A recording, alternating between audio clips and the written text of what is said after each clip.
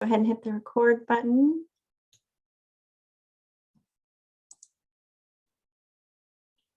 Okay, let's get started. Again. Say again.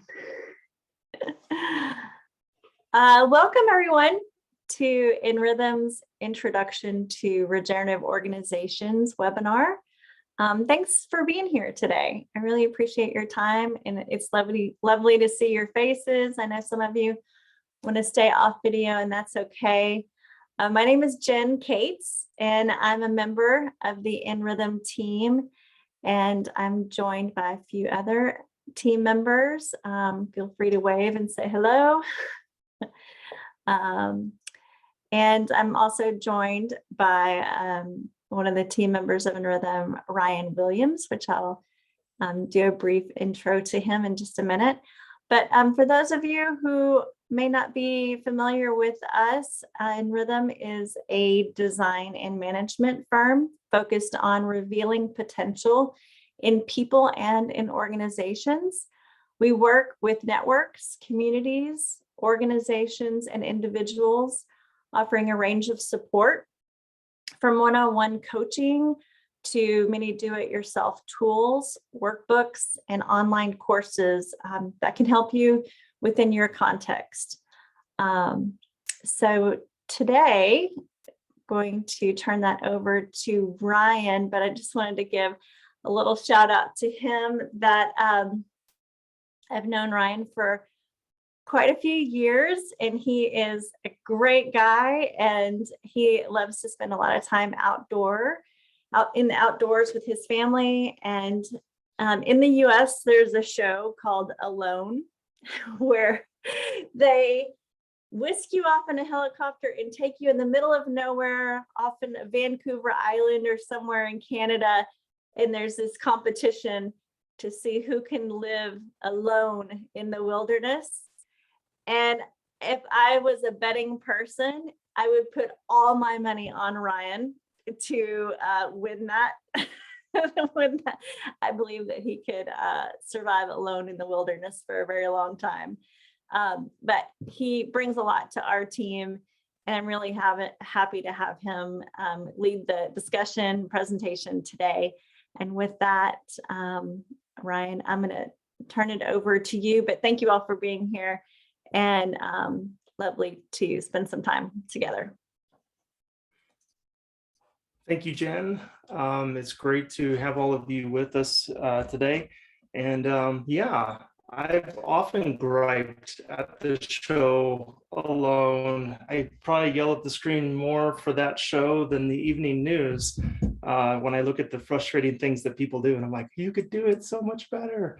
So yeah, that is true. Welcome today. If you are here, it is because you saw an invitation to come and reimagine the workspace. I am a newer team member and new design consultant for InRhythm. I came to this work from a career designing, pastoring, and using communications to encourage behavior change. For over 20 years, I've worked as a pastor in corporate communications, and most recently design consulting. And in all of those spaces, I've been about the same work. That is helping people and organizations reimagine their life and purpose. And today, I want this to be more than just a conversation as we reimagine the workspace. I want to invite you to take a walk with me, but not just like a journey type walk. Often we talk about walks like, hey, let's take a journey. Let's start here and let's go somewhere together. I want this to be more, if you'll allow me, I want this to be more borrowing from an ancient Near Eastern idea of pilgrimage. This idea that people would leave their community and their spaces, and they would go on an inspiring journey, and they would see things and they would learn things. But instead of continuing on, they would turn around and they would come home, and they would bring that inspiration back to the space that they're in.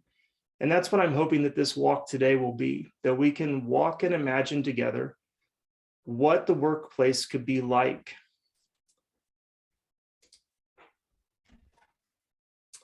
On this walk today, I hope you reimagine your workspace. I hope that you assess your relationship with work. I hope you're intrigued by a living systems approach.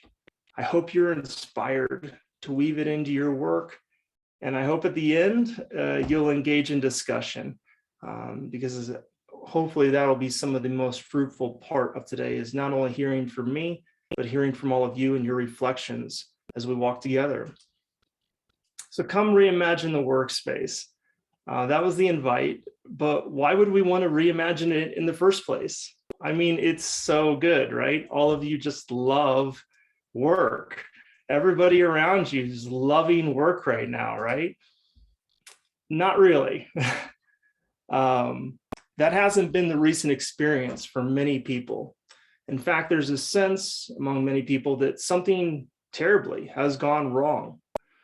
In 2021 alone, according to the United States Bureau of Labor Statistics, over 47 million Americans voluntarily quit their jobs. That's a lot of people. And while we might look at that great resignation as just being an outcome of COVID, we know that the number of engaged employees and the number of actively disengaged employees were concerning long before COVID.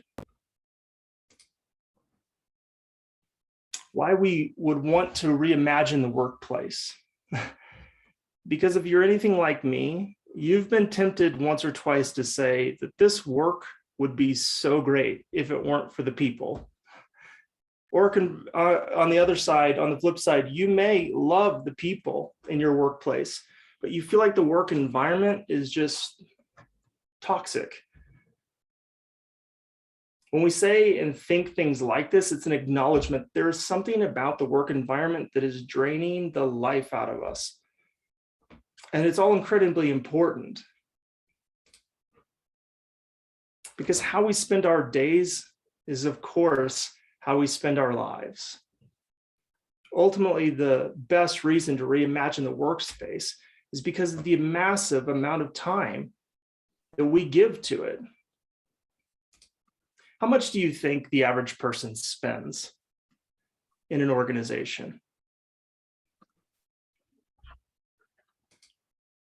It's estimated that we spend 90,000 hours, or roughly 1/3 of our lives, at work.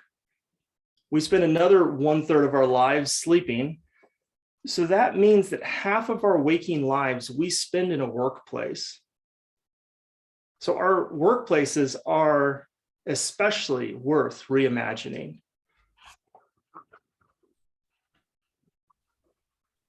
How do we get to where we are, where so many people would want to voluntarily leave work? How did we get to where we are, where we would want to say, I don't really enjoy this anymore. I don't want to do this anymore. I don't want to be here anymore. The honest or short answer is that we got here because it was designed this way. Our traditional approach to workplace design may have served well for a time, but it's draining the life out of a lot of people, because the common design of the workplace has traditionally answered the wrong questions. And it was designed with the wrong picture in mind. When I refer to answering the wrong questions, I mean, we need to decide from the get-go, are the challenge we are facing complicated or complex? And this chart here is from General McChrystal's book, Team of Teams. It does a really good job of demonstrating the differences between complex challenges and complicated challenges. In complicated situations, we have inputs with a series of known steps. We can predict and control the outcomes or outputs. Complicated problems can be hard to solve, but they are addressable with rules and recipes and a series of steps. When I think about complicated systems, I think about engines and computers and software, things we make. But in complex situations, there are dense interdependencies. Many different actors are involved. When change happens, it's not linear. There are a lot of unknowns. We can't predict or control the outcomes. It's not following a set of instructions or steps or best practices. Complex systems are things that we manage. And the most significant challenges leaders face today are complex in nature. There are issues like growing your business, transforming culture, and raising children. The issue is what we've often tried to solve for are complicated problems and challenges, but not realizing that our work is complex.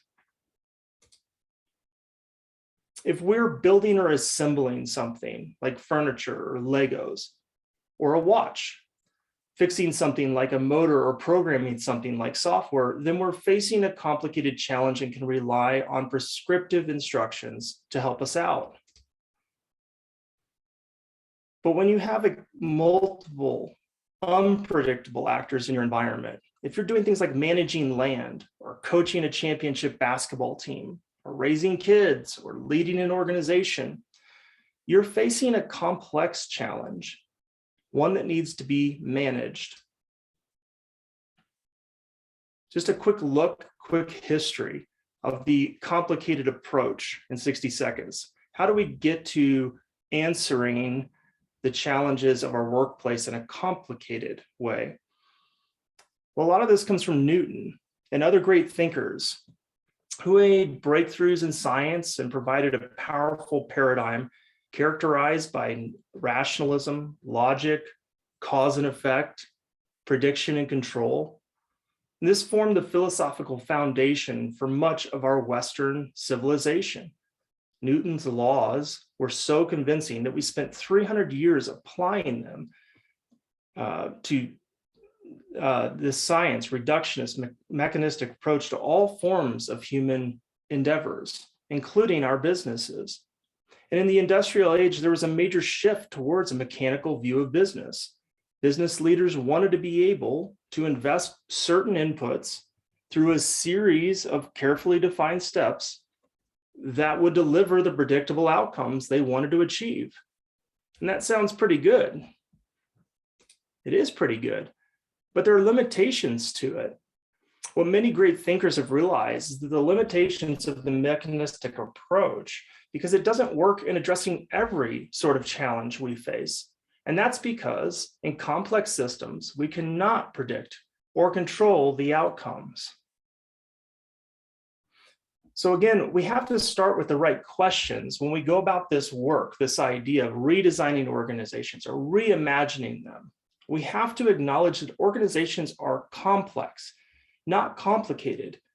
And this acknowledgement helps us have a new view, a better picture of what we want.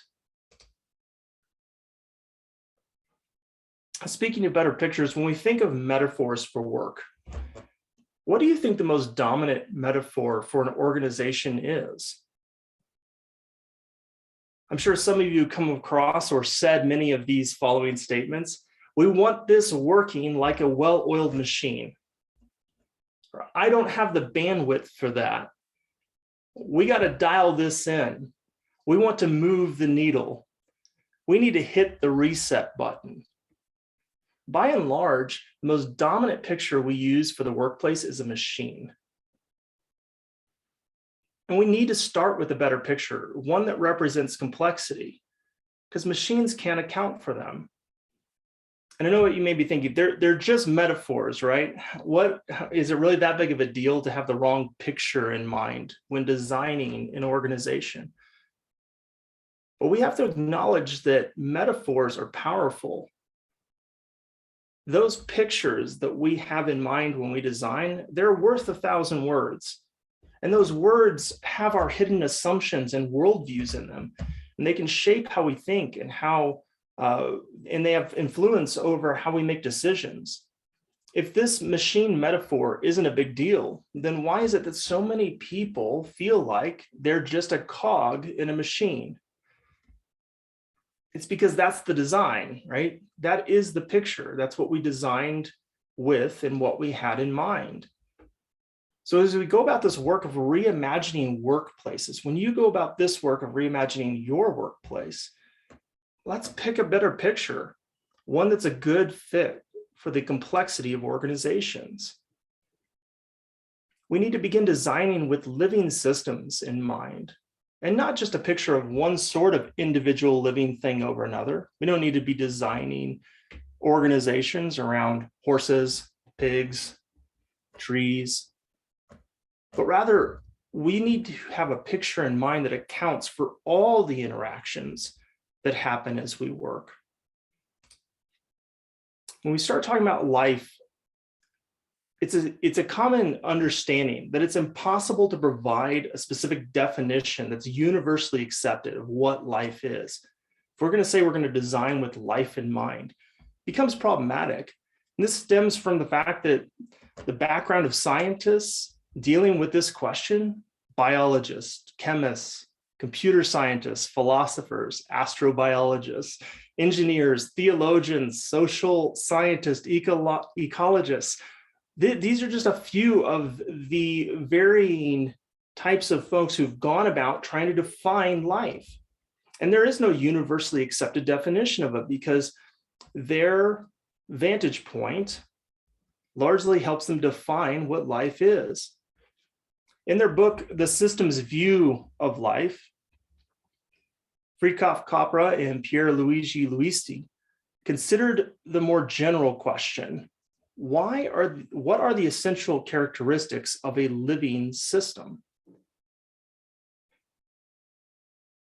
In their book, they point to the conceptual idea of autopoiesis as developed by Umberto Maturana and Francisco Varela, two Chilean biologists whose school is often referred to as the Santiago School.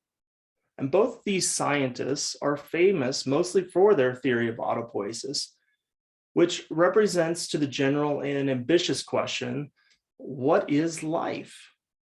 So they actually attempted to go about trying to define this. What's significant about their work is that, like others, they learned that it was difficult to define it, and in their work, through multiple experiments and studies of biological cells, they were able to identify and reproduce individual living attributes.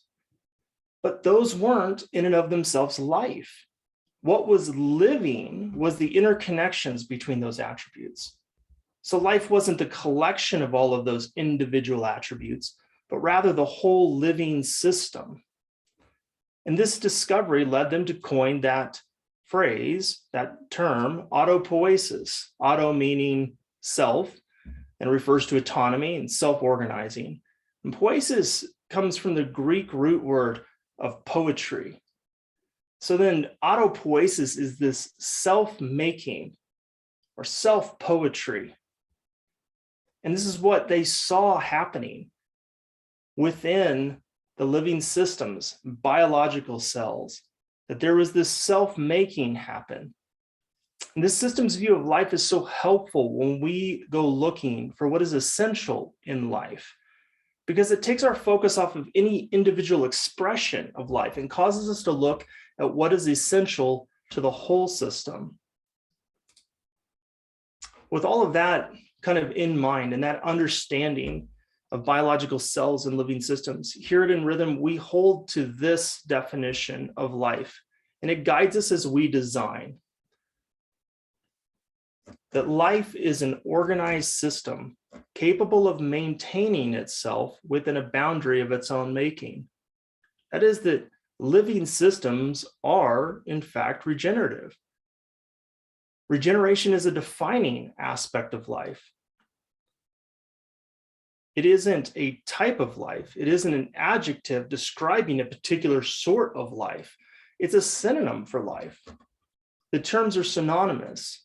To be living is to be regenerative. And if it's regenerative, it's living. And when we talk about the regenerative approach, we're talking about a living systems approach. This living systems is the metaphor we use in keeping in mind when we design. Instead of having a machine picture or another picture, another metaphor for work, we think of what it would be like. We try to reimagine, what if our metaphor for work was living systems?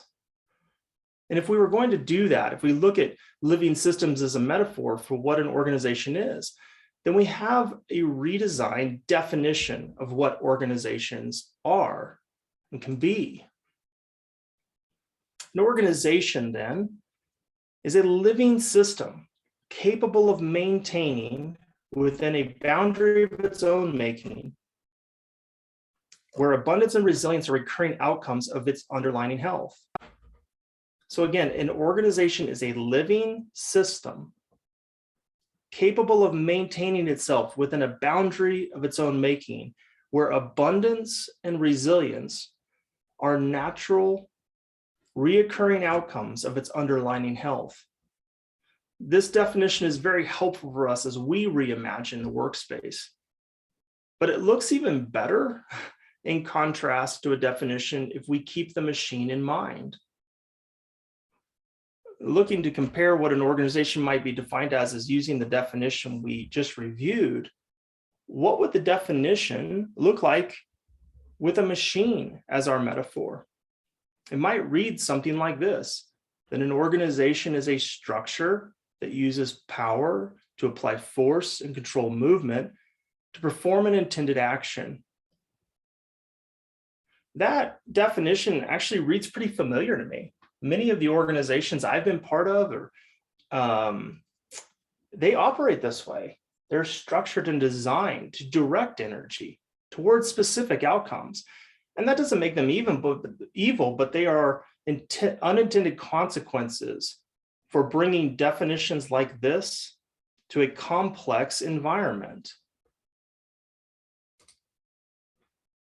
This is a look at the ways that these design options manage and operate and deliver outcomes. So going beyond just the metaphors, here's what it starts to look like if we take these metaphors and operate businesses, manage businesses this way. We see that a mechanistic design seeks to engineer best practices. What are best practices? Here's just a definition I grabbed from Wikipedia. A best practice is a method or technique that has been generally accepted as superior to any alternatives because it produces results that are superior to those achieved by other means, or because it has become a standard way of doing things. Seems like a pretty good thing. That's great, right? Well, it is if you're facing a complicated challenge. You want superior techniques when you're building something, when you're making something. But best practices don't handle the dense interdependencies or non-linear change or quickly unpredictable environments that complex challenges do. They don't handle that very well. On the other hand, a living system design, it informs principles. Principles speak to our beliefs, our posture towards something. Whereas the best practices are specific things that you are supposed to do when you're faced with a challenge, principles speak to who you want to be and how you want to approach those challenges. And in this way, principles are a great fit for rapidly changing environments. Here's a look at principles we've observed from living systems. These design principles guide InRhythm, guide our design, our decisions, our day-to-day management of organizations. We see 6 principles in nature, and we're going to begin with just these 3, looking at these 3. So the first one being holism. That is that the whole is greater than the sum of its parts.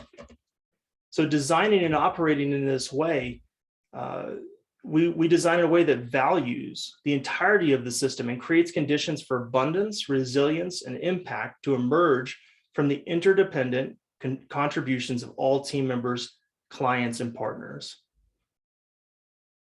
And interdependence, that is the inherent value of all relationships. If we design this way, we design and operate in a way that we recognize the complexity of our deep interdependence with our clients, suppliers, partners, and even competitors. Uniqueness, that is originality and the possibility of individual genius. this principle causes us to design and operate in a way that fosters the expression of the genius of all members within the greater context and purpose of an organization. So just beginning with these three principles and remembering that principles aren't what we're supposed to be doing when we face a challenge. They're not a best practice, but they are how we want to be and how we want to face these challenges. I want to ask you about your workplace. I want you to think about where you work or where you have worked or any of the workspaces that you are thinking about reimagining. What might it look like? What would change in your workplace if you designed, made decisions, managed and operated with a posture and appreciation for, say, holism? It is approaching each challenge. What if you approached every challenge with a view of how it affects the entire system and not just interacts with different departments of your organization or particular products? We can see that that sort of approach, that posture, a holism, can really change the way we operate. And think about interdependence. That is approaching each challenge with an appreciation for every relationship your organization has, even your competitors. I can say that that is not a primary concern of many of the organizations I've worked for, to have value for and even consideration for our competitors. What about approaching challenges with this principle of uniqueness? Well, then we would be approaching challenges with the power of the unleashed potential that the individual and unique qualities that each of our team members bring to the context. We can see that in those ways, approaching our challenges with these principles in mind could greatly change our organizations, the design of our organizations. Moving on to our other three principles that we see. We believe in the principle of evolutionary. It maintains a dynamic balance within ever-changing environmental conditions. When we design with this principle in mind, we design and operate in a way that both responds to and creates change in our organizational environment to maintain a dynamic balance with constant change. We hold the principle of nodal, that is a decentralized and distributed principle. When we design with this,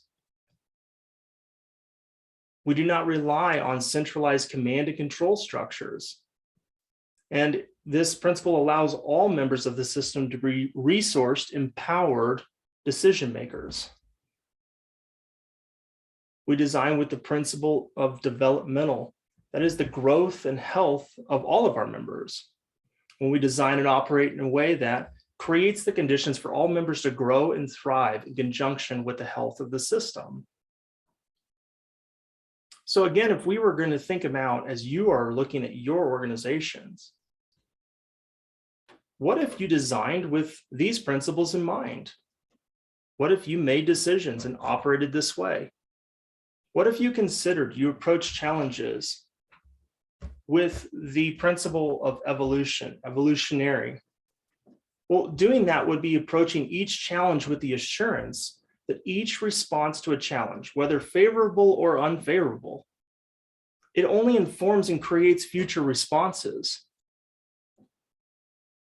Instead of looking and seeing that whatever we've done right now, we have to be very concerned about the direct outcomes right now. Instead, with this principle in mind, as we face challenges, we can acknowledge the value of what we are being informed about for future responses.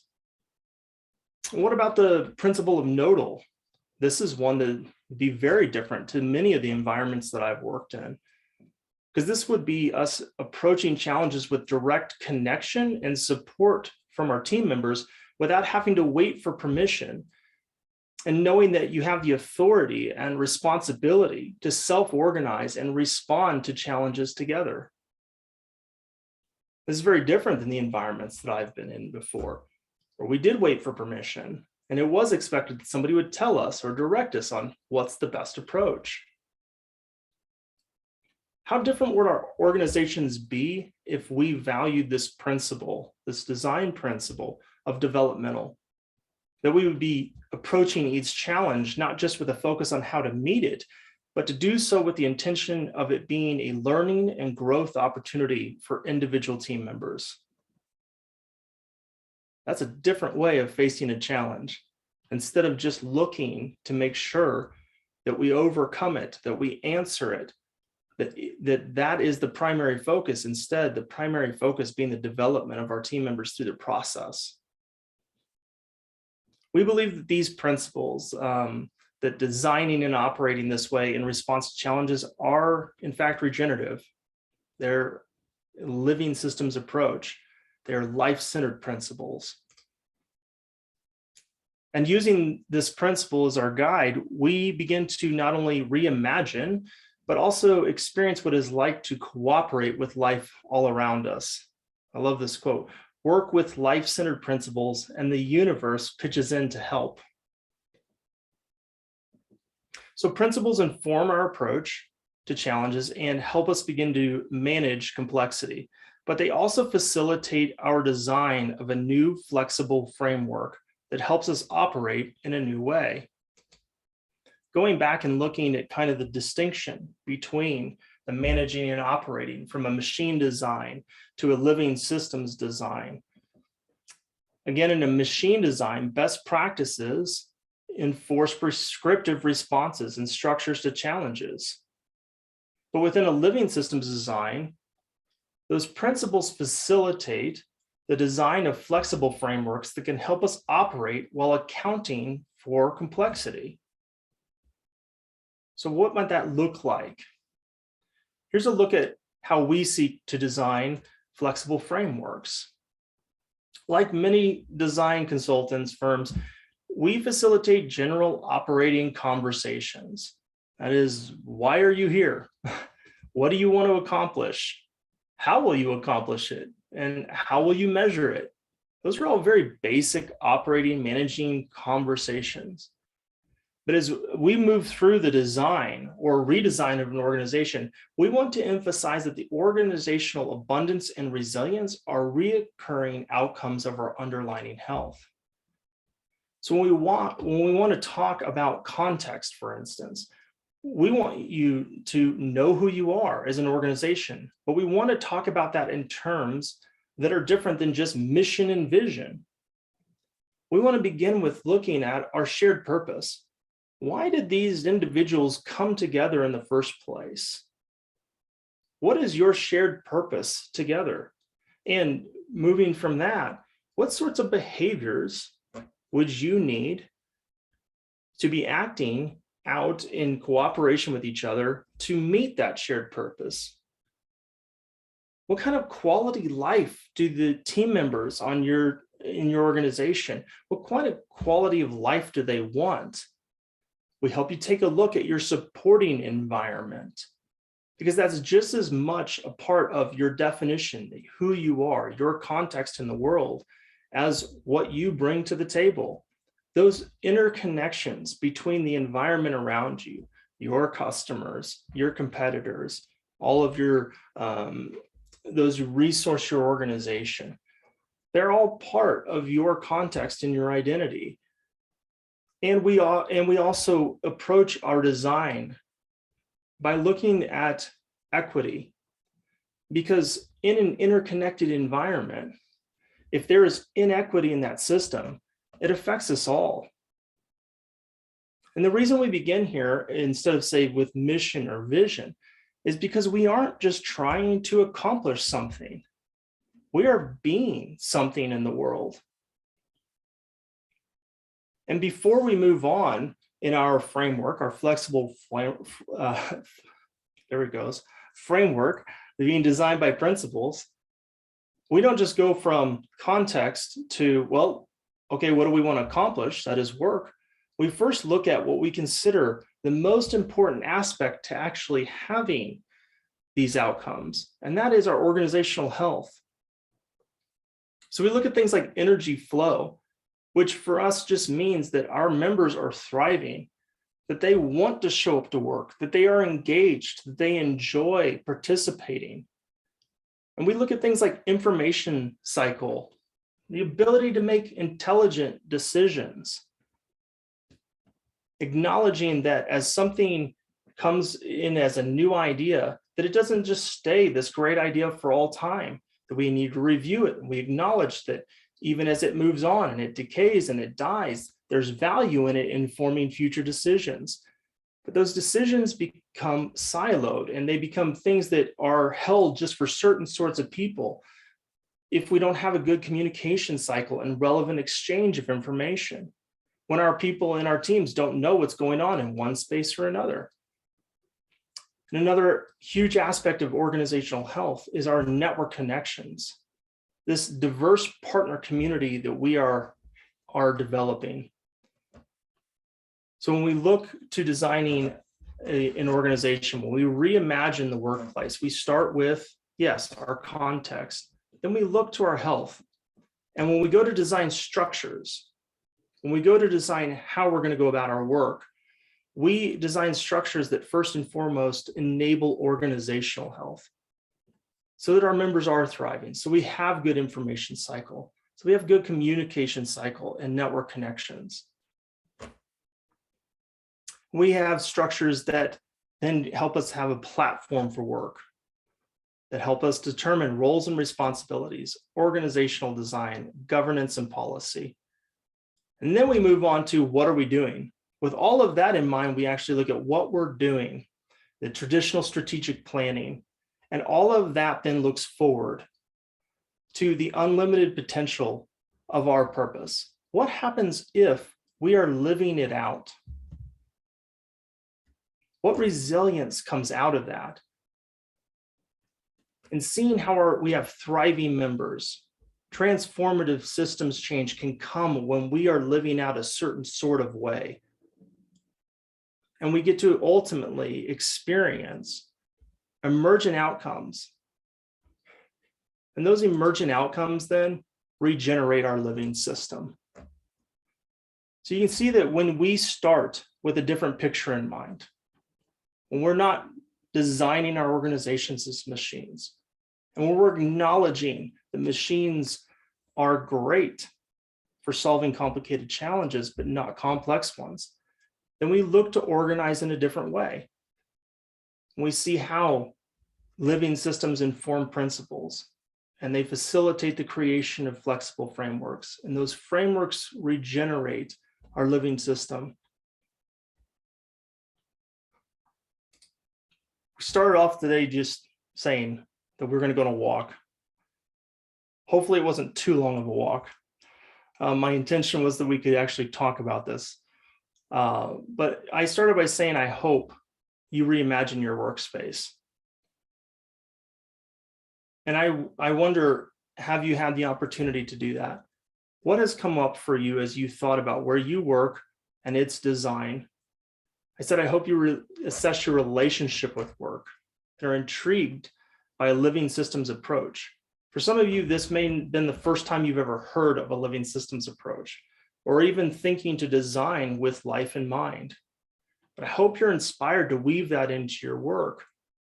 While we may look at something like this as a huge paradigm shift, the reality when it comes to health is that a little health goes a long way. And as we think about integrating some of these things into our work, we begin to see that as we introduce health, it makes healthy decisions easier to make. And I said, I hoped you would engage in discussion at the end. And that's largely because I was looking forward to quit talking. And so as we are finishing up, I'm really eager to hear what's come up for you. As I've been talking about these things, what have you questioned? What have you reimagined? So I'm going to go ahead and give us some time here near the end of our conversation to just hear from you. And if you have any questions, I encourage you to go ahead and just share those. Jen can also help facilitate whether we have those questions in the chat window. But yeah, I will leave you with that question. What has come up for you today? And would anybody like to share?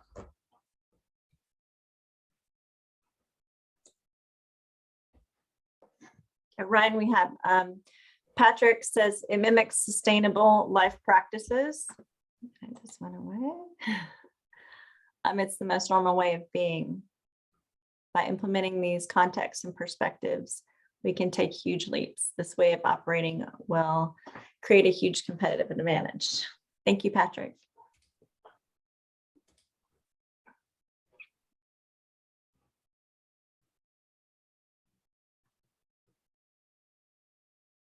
Thank you, Ryan, for leading us through that. For me, what's coming up personally, and I work with InRhythm, so I have a little more context with this, and it's not just about the workplace for me. Like, I think about how this affects me in my environments within my neighborhood, within my community, within my family.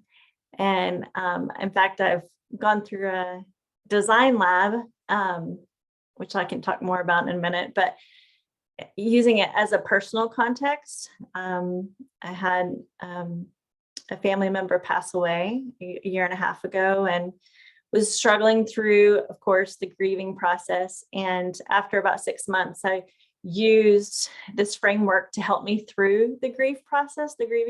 And so I know that the title of this is about the workplace, but I feel like that there's so many contexts that it can be used in. And so I just want to open that up for others too. Yeah, but thank you.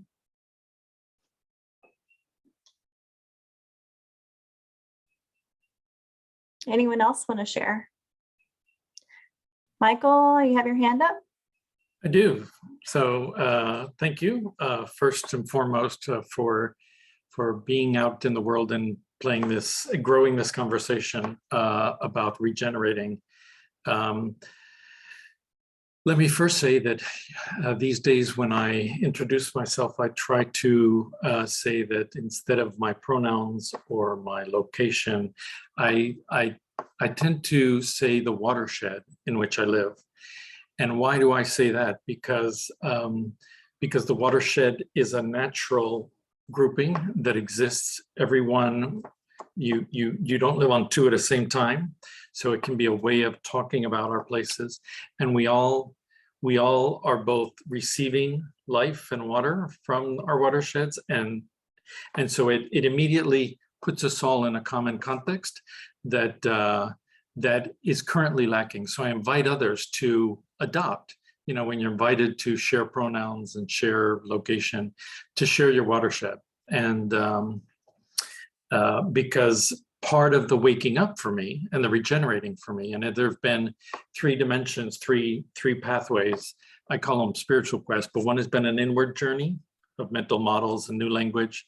Another one is between other individuals of different kinds. And then the third has been to the mystery, nature, the big, and that each of those have different practices that are in place. And so I really appreciated what you were doing about in that middle layer of in between. How do we grow the mutualism necessary to design and think and engage in entire new ways? And it was really a lovely thing to behold. I can see, and I've been working on this in other places, in design for engineering of innovation of different kinds, how some of this language can be useful. The people that I'm working with are asking me, tell us how to do reductionism. And I'm like, no. Sustainably. And I think there might be some good mutual learning partnerships from what you're doing here, and possibly opening spaces. So I don't know if that'll go anywhere, but I just wanted to acknowledge that what you're doing here is both beautiful, and I just wanted to give it a clap up. So thank you. Mm-hmm.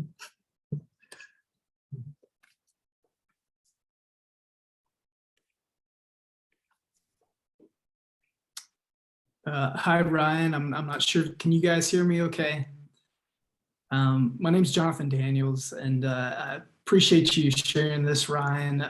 I get the opportunity to work with CEOs across the globe. And one of the common themes that comes up with them is client acquisition, excuse me, not client, but talent acquisition and retention. It's one of the hottest themes. And when I see someone like what you're mentioning, Ryan, with this living systems design versus the old school model that we've really kind of grown up with in a lot of our companies, like the machine design, it is a different work environment. And I think and I feel, and what I'm hearing is that when you do have employees that are satisfied in their work environments, it does equate to production, and then you're saving the cost on losing them as employees and then trying to reacquire new talent. And so I've actually heard some of these similar conversations with CEOs that are trying to rethink about how they draw talent, how they organize their company, to be able to retain that kind of talent and have that kind of a healthy environment, because they believe in the long run it's going to lead to greater production. I've been in environments before where it was fear-based management. You have your job, you have your role, this is what you have to do, and if you don't do it, then you know what's going to happen, right? But with a more holistic and health approach, right, we can motivate by fear, but we can also motivate by joy as well. And I think there's a lot of great potential for that. So just thank you for sharing.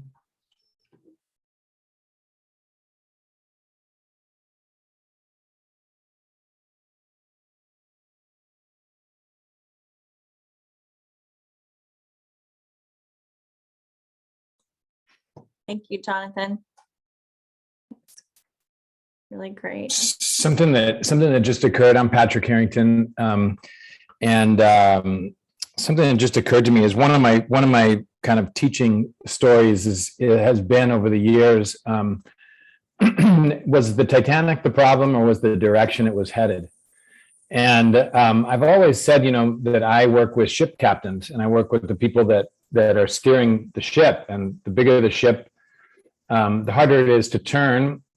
But if we can just get them to make these little changes, then over time you miss the iceberg. And I've been thinking about society and kind of the world culture in that same way, that what we need to do is make these kind of slight turns. And I think that works with the assumption that there's enough time, and that time is the thing that we don't know what it looks like in terms of time. And, you know, there's lots of models that we could look at that would say that it's this long or this long. But what's coming to me lately is just that we need a whole new theory of everything. And that we're bumping up against the ceiling of our theories of everything. And we're trying to find solutions through the theory of everything that we've used to create life up until this point. And it feels really cramped, and we're kind of like, how do we figure this out with the current view on reality? We just need to turn the ship. See, then we'll miss the thing out there. But I actually think it might be something like, let's bring in rescue ships and take everybody off the Titanic because that's going to sink.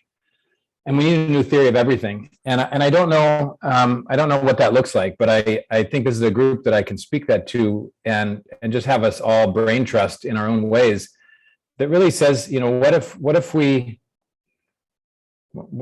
I don't know, what if we really put into play this idea that the thinking that brought us here is not the thinking that will take us from here to where we need to go.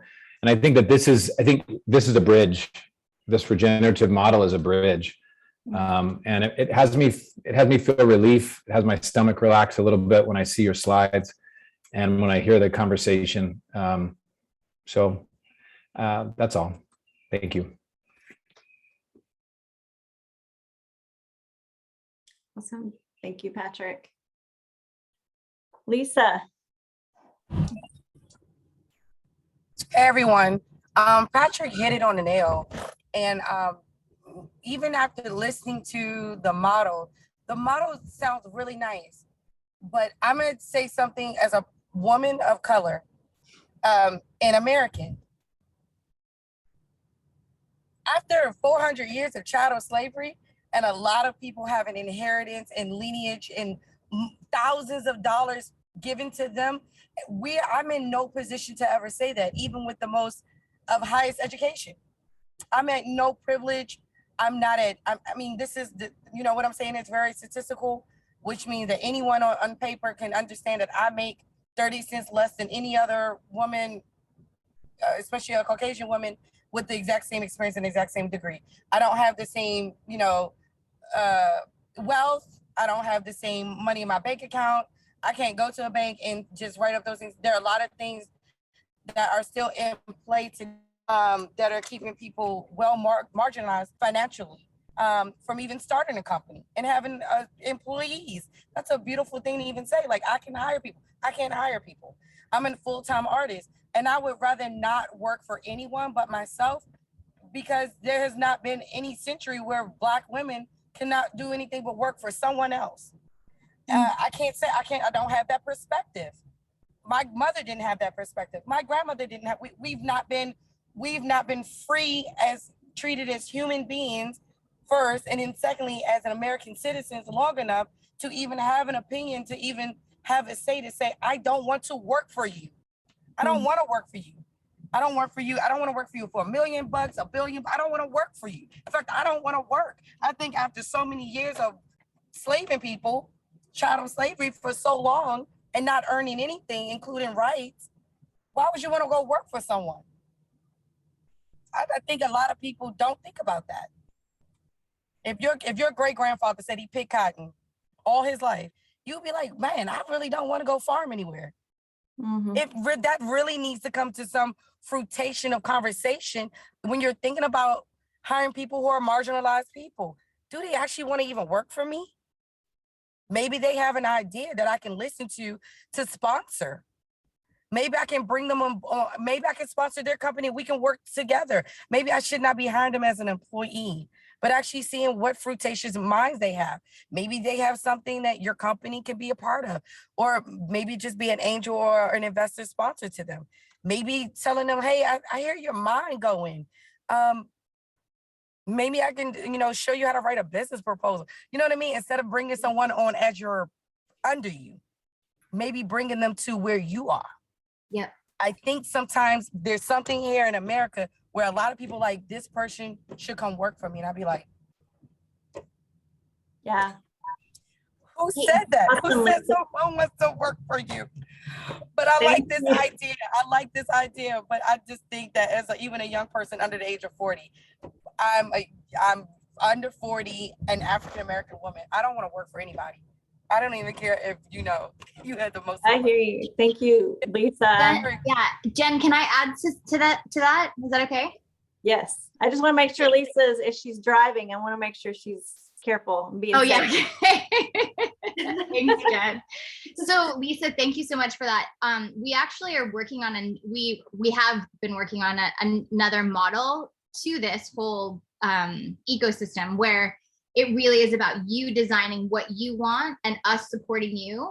So we'll contact you and let you know. It's basically starting with you versus starting with the organization, and then seeing what emerges as we all come together. So I think you'll be into that idea. And I'm like you. I do work for InRhythm now. However, for a long time I said I would never work for anyone.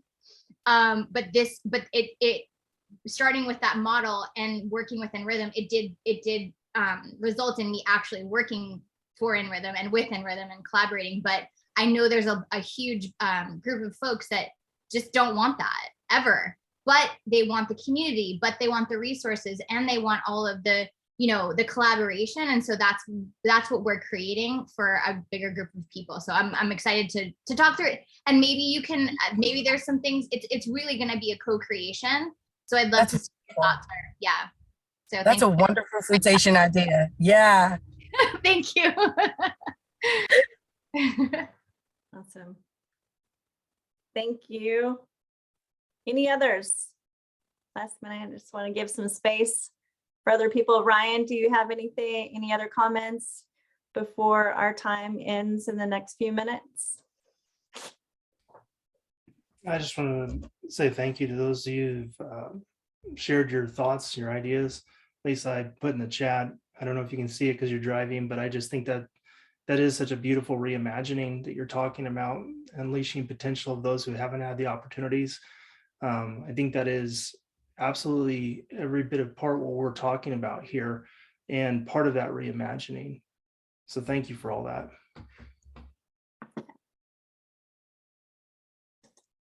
Yes. Great. I see Agustin, he is in Chile. Agustin, you have to share a few words with us. Yeah, hello. Thanks Hi. for the invitation. Nice to see you. No, about some reflection about what things that Lisa said. There is a lot of people that feel some sensibility with the organizations and leaders that they don't connect in no way.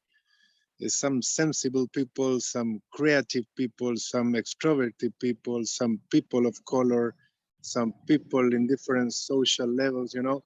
There is a lot of people that don't connect to work for any organization or any project. And that is really true. But I think this regeneration movement and connection that we are having with this makes connections more real, more honest, and that empower all these kind of people that sometimes feel part of the other side. That I think there are a lot of people in that way. And in that way, we have to try to or develop projects alone as an artist, as Lisa said, or others, but start to reconnect with the others that are in the same side, you know, as other people that are part of the staff of InRhythm, you know, that are working together. I think we have to be open on that there is a lot of people in the same line, and we have to reconnect again. And other issue that I reflect was that sometimes we consider all this framework for develop a healthy organization, and sometimes we feel that it's complicated to make our staff connect with all these issues, considering all the diversity that is there. And sometimes we can recommend eat health or make practice of yoga, or I don't know, but this is my way of giving health to me. It's not for everyone. In that way, maybe an idea could be to don't try to push the people to move in the same line or healthy movements as you, and focus in the objectives, in the vision of what you want to do in your organization. Maybe as leaders, which product or which service you want to do that is connected with life, and the people that will follow, the staff that will follow, rapidly will connect with your purpose, and maybe automatically and naturally they will enter in this framework. That was some reflection that I want to share. And nice to see you again. Thank you so much, Agustin. Yes, such wise words, and we appreciate your feedback on that too. Vincent.